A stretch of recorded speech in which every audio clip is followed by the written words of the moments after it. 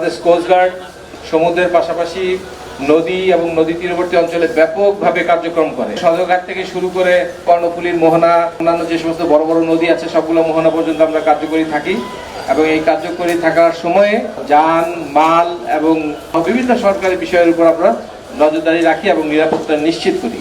তো সার্বিকভাবে আমাদের দায়িত্ব হলো মানুষের নিরাপত্তা নিশ্চিত করা, অর্থনৈতিক কার্যক্রমের নিরাপত্তা নিশ্চিত করা, সামাজিক সুরক্ষা প্রদান করা।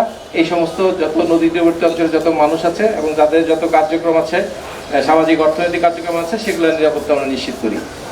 এরই অংশ হিসাবে আমাদের বড় বড় যে সমস্ত উৎসব আছে, দুটা ঈদ হলো সবচেয়ে বড় অনুষ্ঠান।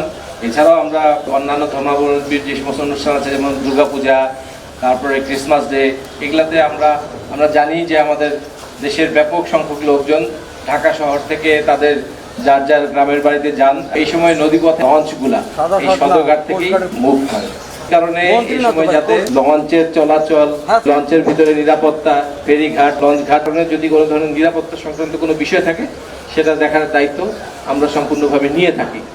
আমরা সবসময় প্রচেষ্টা করি যাতে কোনোভাবেই কোনো দুর্ঘটনা বা ঘটনা না ঘটে।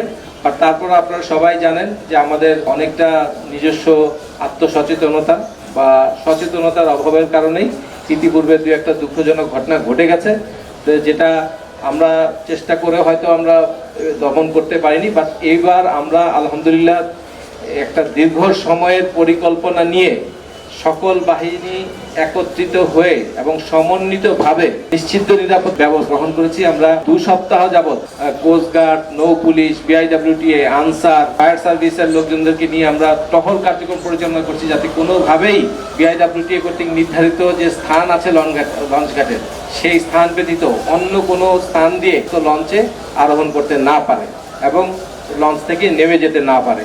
এটা একদিকে যেমন নিয়মকে মেনে চলা, আবার অন্যদিকে নিজস্ব নিরাপত্তাকেও নিশ্চিত করা।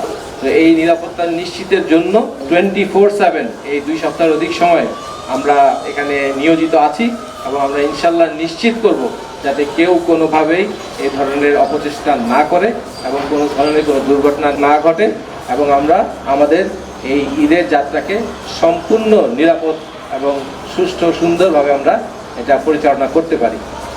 শুধু লঞ্চ ঘাটেই নয়, আমরা যাত্রীদের নিরাপত্তা বা যানমালের নিরাপত্তার জন্য আমরা কিন্তু নদীপথেও আমাদের পেট্রোল পরিচালিত হচ্ছে। যেহেতু কোস্টগার্ড এই সদরঘাট থেকে শুরু করে বঙ্গোপসাগরের মোহনা পর্যন্ত আমরা বিভিন্নভাবে স্টেশন এবং আউটপোস্টের মাধ্যমে আমাদের দায়িত্ব পালন করে থাকি।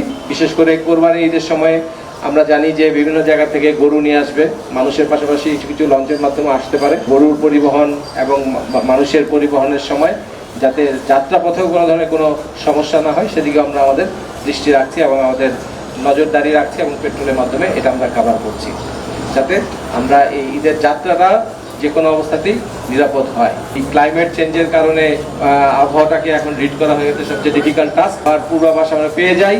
তো সুতরাং যদি আবহাওয়ার যদি এরকম কোনো বিষয় আসে, লঞ্চের চালক বা লঞ্চ মালিক সমিতি বা যারা এই পরিবহনের সাথে সংশ্লিষ্ট আছেন তাদেরকে এই পূর্বাভাস দিয়ে যথাযথ সতর্ক ব্যবস্থা গ্রহণ করার জন্য আমরা নিয়োজিত থাকব। জনগণের কাছে আমাদের এটা একটা দায়বদ্ধতা এবং প্রতিজ্ঞা যে ইনশাআল্লাহ আমরা সকল সরকারি সংস্থা এবং বাহিনী মিলে এবারের ঈদকে অত্যন্ত নিরাপদ এবং ঈদের সময় নিরাপদ যাত্রা ব্যাপারে আমরা সার্বিকভাবে সচেষ্ট থাকবো, এটা ইনশিওর করা যাবে।